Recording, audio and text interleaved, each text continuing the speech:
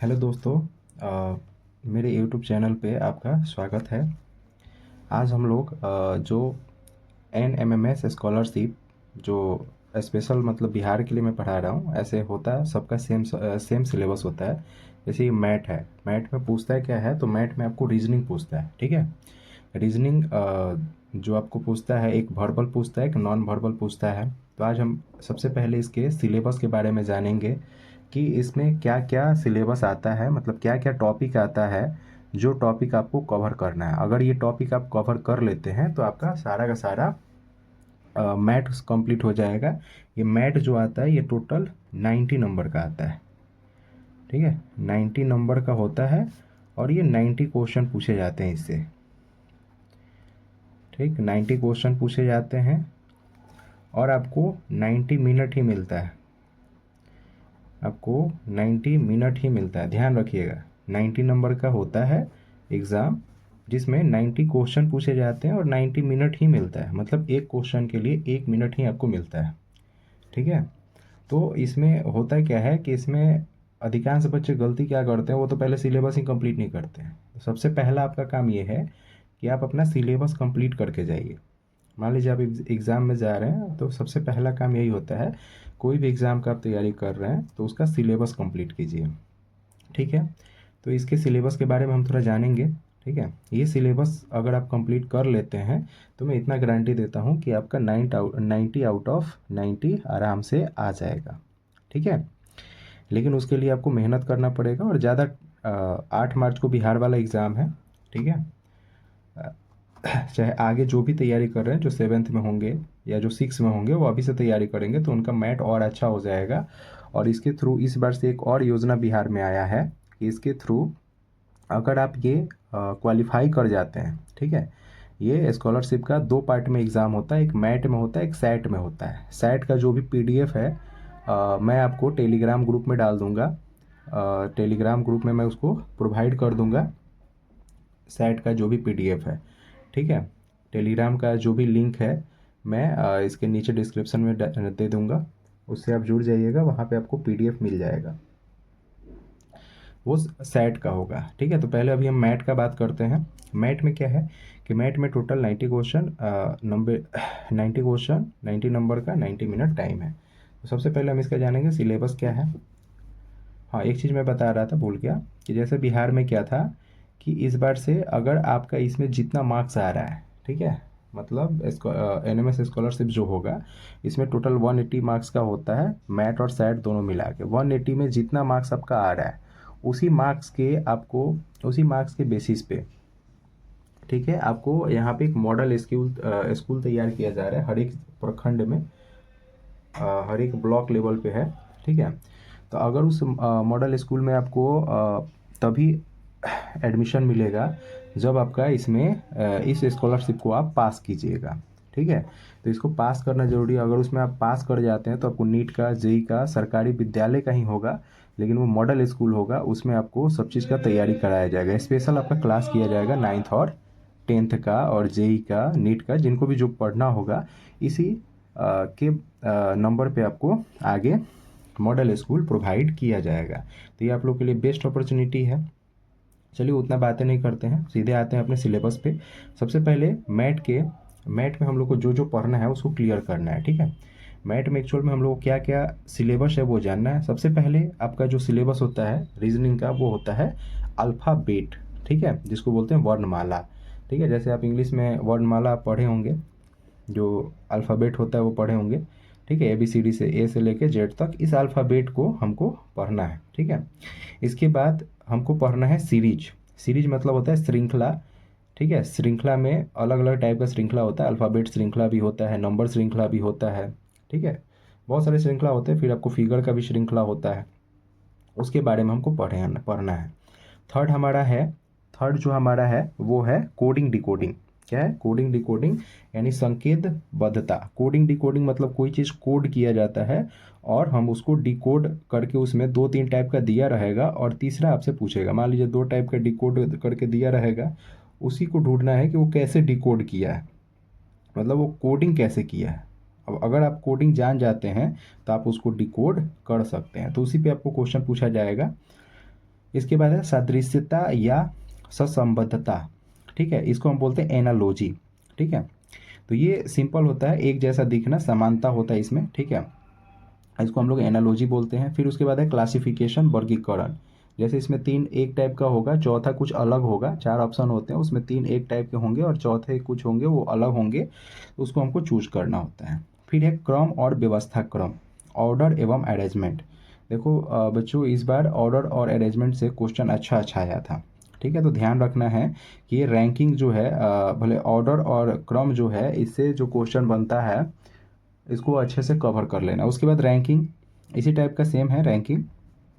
फिर उसके बाद है ब्लड रिलेशन। ब्लड रिलेशन जो आपको रिलेशन पता होना चाहिए, जैसे कि आपको मान लीजिए कि आपके मौसी मौसी के बेटी आपकी क्या लगेगी, ठीक है, ऐसे कुछ कर करके आपके पिता के बहन की बेटी आपकी क्या लगेगी, ठीक है। ए और बी, कुछ ए पिता है, बी माता है, ऐसे कर करके क्वेश्चन बनते हैं, ये ब्लड रिलेशन हो गए। इसके बाद होते हैं चिन्ह संबंध, सिंबल रिलेशनशिप। इसमें क्या है, सिंबल रिलेशनशिप में भी कुछ खास नहीं है, ठीक है। सिंबल रिलेशनशिप सबसे इजी चैप्टर में आता है, सिंबल रिलेशनशिप, ठीक है। इसमें मतलब दिखा देगा कि गुना को ये बोला जाए, भाग को ये बोला जाए, बहुत इजी होता है। फिर उसके बाद है घन घनाभ, कटिंग और पासा, ठीक है। तो इसमें डाइस जो होता है ना, डाइस ये सबसे मेन होता है। अगर आप डाइस जान गए तो फिर आप घन घनाभ कटिंग भी जान जाएंगे। और इसी से एक और चैप्टर है जो आपको आगे वाले चैप्टर में आगे वाले पेज में मिलेगा, ठीक है। तो आपको पासा, कहीं फोल्डिंग एक डाइस होता है, फोल्डिंग डाइस, मतलब पासा में हमको ये पढ़ना है। इसके बाद हमको पढ़ना है कैलेंडर, फिर पढ़ना है क्लॉक, फिर पढ़ना है दूरी और दिशा, ठीक है। इस बार इससे क्वेश्चन अच्छा खासा आया था, दूरी और दिशा से, ये चीज़ ध्यान रखना है। उसके बाद वेन डाइग्राम, ठीक है। तो वेन डाइग्राम में आपको इससे भी क्वेश्चन हर साल दो दो या तीन पूछ ही देता है। फिर मैट्रिक्स पजल या नियम आधारित, ये अब पूछता नहीं है, फिर भी आपको कवर कर लेना है, ठीक है। शब्द संरचना, ये कवर करना ही करना है क्योंकि इससे क्वेश्चन दो या तीन आते हैं। शर्त पर आधारित क्रम, ये अब ऐसा आता नहीं है, फिर भी आप इसको टॉपिक को कवर कर लेंगे। तो ये तो था वर्बल आपका। अब हम आते हैं नॉन वर्बल पे। किस पे आते हैं, नॉन वर्बल। देखो नॉन वर्बल, अब वर्बल क्या होता है, तो वर्बल में जो था वो विदाउट फिगर वाले थे। अब इसके बाद इसमें हमको क्या पढ़ना है ना, अधिकांश जो भी क्वेश्चन पढ़ना है, सारे के सारे क्वेश्चन जो पढ़ने हैं वो फिगर वाले क्वेश्चन पढ़ने हैं। श्रृंखला सीरीज तो पढ़ना है, लेकिन कैसा पढ़ना है, सीरीज उसमें भी पढ़ना था, लेकिन इसमें आपको फिगर वाला सीरीज पढ़ना है। फिर उसके बाद एनालॉजी, एनालॉजी उसमें भी पढ़ना था, लेकिन इसमें फिगर वाला एनालॉजी पढ़ना, एक जैसा फिगर दिखना, ठीक है। फिर कागज मोड़ना तथा काटना, ठीक है, कागज मोड़ना तथा काटना फिगर वाला है, इसमें पढ़ना है, इससे भी क्वेश्चन आता है। अंतर्निहित आकृति का चयन, मतलब क्या रहेगा कि कोई आकृति रहेगा, उस आकृति के अंदर ऐसे मतलब आकृति के अंदर क्या होगा कि एक बक्सा खाली दे देगा और तीन बक्सा फुल होगा, और उसमें से चार ऑप्शन दे देगा, बोलेगा इस यहाँ पे ये जो खाली वाला बक्सा है वहाँ पे कौन जाकर उसके अंदर अंतर्निहित हो जाएगा। तो ये अंतर्निहित आकृति का चयन हो गया। इसके बाद है वर्गीकरण, क्लासिफिकेशन, सेम उसमें जैसे क्लासिफिकेशन है, तीन एक जैसा होगा, चौथा एक अलग होगा, उसको चूज करना है। फिर है आकृति निर्माण, ठीक है, इसमें भी आपको आकृति निर्माण में भी सेम आपको करना है, जैसा आपको अंतर्निहित आकृति है सेम वैसा ही आकृति निर्माण है। उसके बाद है आकृति मिलान, आकृति को मिलान करना, एक जैसा फिगर जो होगा उसको आकृति मिलान कर देना है, वही मतलब जैसे कट्टा फट्टा है। तो ये सब है ना, ये एक ही टॉपिक में इसको हम लोग कवर कर लेंगे, ठीक है। उसके बाद घन का मुड़ा, मैंने बोला था जो उधर हम लोग डाइस पढ़े थे उसी डाइस का मुड़ा वाला क्वेश्चन है। तो ये आपका टोटल सिलेबस है एनएमएस मैट का, किसका है, मैट का, ठीक है। मैं यहीं पे सेट का भी बता देता हूँ, ठीक है, मैट का था फिर भी मैं सेट का बता देता हूँ। सेट में आपको क्या क्या पूछता है, ठीक है। देखिए सेट में आपको पूछता क्या है, तो सेट भी आपको 90 क्वेश्चन पूछता है, ये सबसे आसान होता है। सेट में 90 क्वेश्चन होता है, ठीक है, 90 मार्क्स का होता है, ठीक है। और इसमें भी 90 मिनट मिलते हैं, सेम चीज़ इसमें भी होता है, 90 क्वेश्चन 90 मार्क्स 90 मिनट, ठीक है, सेम चीज़ इसमें होता है। अब इसमें हमको पढ़ना क्या क्या होता है, तो सेट में क्या क्या पढ़ना है आपको, 8 क्लास का फिजिक्स, केमिस्ट्री और बायोलॉजी,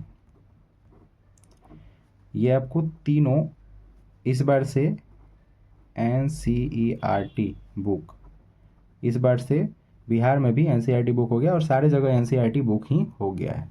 तो ये फिजिक्स, केमिस्ट्री, बायोलॉजी, आपको तीनों को क्या बोलते हैं भाई? साइंस। क्या बोलते हैं? साइंस यानी विज्ञान। तो ध्यान रखिए, आपको विज्ञान से क्वेश्चन पूछे जाते हैं। किससे कितने पूछे जाते हैं? तो साइंस से टोटल जो क्वेश्चन पूछे जाते हैं वो पूछे जाते हैं आपको 35। कितने पूछे जाते हैं? 35। जिसमें जो फिजिक्स से पूछे जाते हैं, फिजिक्स से कितने पूछे जाते हैं? 11। केमिस्ट्री से कितने पूछे जाते हैं? 11। जबकि बायो से कितने पूछे जाते हैं भाई? 13। ठीक है, तो इसमें टोटल 13 चैप्टर है। कितने चैप्टर हैं भाई? 13 चैप्टर है। एनसीईआरटी में आपको 13 चैप्टर है, ध्यान रखिएगा। 13 चैप्टर आराम से 13 दिन में आप समाप्त कर सकते हैं। बहुत ईजी होता है, और ज़्यादा करना चाहिए तो 26 डेज में आराम से कर सकते हैं। एक चैप्टर पे 2 दिन आप टाइम दीजिए, आराम से समाप्त हो जाएगा। ठीक है, तो ये तो रहा मेरा सेट का एक साइंस। क्या रहा? साइंस। अब हम आते हैं दूसरा, सोशल साइंस। किस पे आते हैं भाई? सोशल साइंस पे। ठीक है, तो ये मेरा सोशल साइंस में क्या है भाई? तो सोशल साइंस में मेरा सेम चीज़ है, इसमें भी 35 क्वेश्चन पूछे जाते हैं। सोशल साइंस में भी बेटा कितने क्वेश्चन पूछे जाते हैं भाई? 35। ठीक है,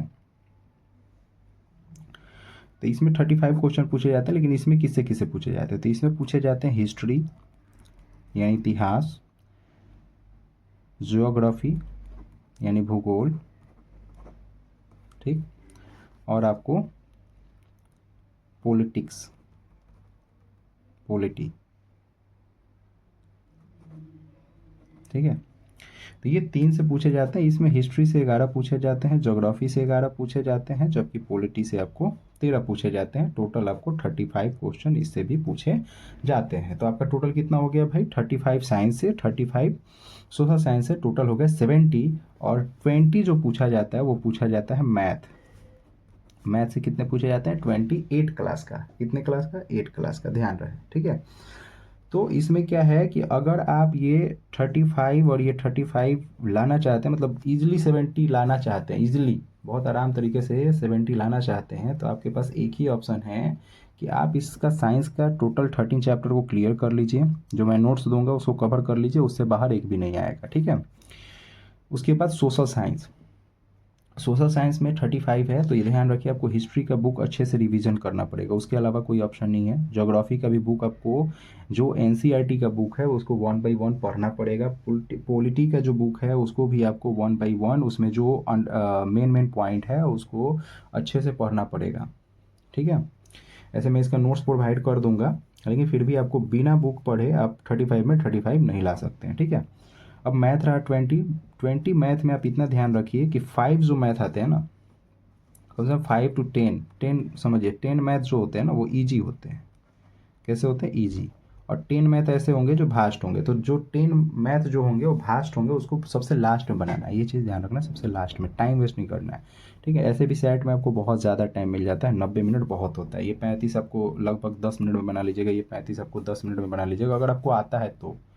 नहीं आता है तब तो बात ही अलग है, अगर आपको आता है तो कोई बड़ी बात नहीं है। ठीक है, तो ये था सिलेबस, मैट और सेट दोनों का मैंने सिलेबस बता दिया। मैं तो मैट का ही सिलेबस बताने वाला था। आज से फिर मेरा नेक्स्ट जो अब क्लास स्टार्ट होगा, मैं स्टार्टिंग से स्टार्ट करूँगा। जो भी मैंने आपको सिलेबस बताया एक बार आप लोग देख लेंगे।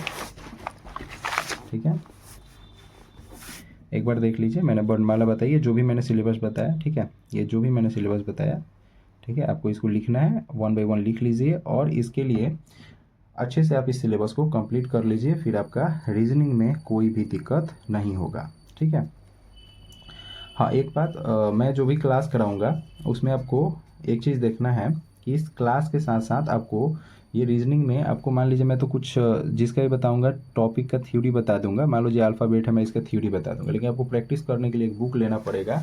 जो बुक है उपहार का, किसका बुक है? उपहार प्रकाशन का बुक है। उसका बोलिएगा जाके कि छात्रवृत्ति वाला NMS स्कॉलरशिप बुक चाहिए उपहार का, वो बेस्ट बुक है। ठीक है, लगभग आपको 450 के आसपास आएगा। इस बुक का प्राइस जो होगा 450 के आसपास आएगा। ठीक है, देखो उपहार गाइड राष्ट्रीय आय सहमेधा छात्रवृत्ति परीक्षा, ये 2025 के लिए था। ठीक है, तो ये स्टेट लेवल का होता है, और हर एक स्टेट में ही होता है। ठीक है, मैट देख लो, फिर से मैं यहाँ बता देता हूँ। मैट जो होता है, पहले मैट होता है, फिर सेकेंड वाले में आपका क्या होता है, आपको सेकेंड वाले में आपको जो होता है वो आपको होता है सैट। सेकेंड वाले में क्या होता है, सैट। ठीक है, तो ये मैट में आपको 90 क्वेश्चन, इसमें भी 90 क्वेश्चन टोटल। देखो यहाँ पे दिया भी है कि 90 90 180 क्वेश्चन, 180 क्वेश्चन, 180 नंबर का, और 180 मिनट भी समय मिलता है। इसका 90 मिनट अलग, इसका 90 मिनट इसका अलग मिलता है। ठीक है, तो ये आपको मतलब ये आपको क्या बोलते हैं उसको, ये आपको सॉल्यूशन के लिए, मान लीजिए प्रैक्टिस के लिए बहुत ज़रूरी है। प्रैक्टिस आपको करना पड़ेगा, बिना प्रैक्टिस पॉसिबल नहीं है। रीजनिंग ऐसा है जिसको प्रैक्टिस करना ही पड़ेगा। ठीक है, चलो अब हम लोग नेक्स्ट वीडियो में मिलते हैं। जो भी न्यू है इसको सब्सक्राइब कर लीजिएगा, सब्सक्राइब कीजिएगा, तो आपके जो भी छोटे बच्चे भाई बहन हैं उनको भी फ़ायदा होगा। उनको भी बताइए कि इस चैनल से पढ़िए, बिल्कुल फ्री, एक भी रुपया नहीं लगेगा। ठीक है, थैंक यू दोस्तों।